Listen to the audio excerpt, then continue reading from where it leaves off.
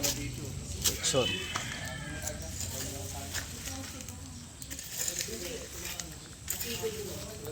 Init. Sarap ng lechon, no? Dalawa. Yan. Oh. Yan, ha. Legit lang, legit. Legit yan, oh. Oh, yung master, oh. Master.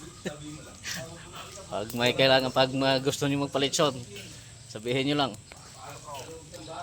Gusto niyo na gawin pa namin 5 piraso dito, isang tubo, oh.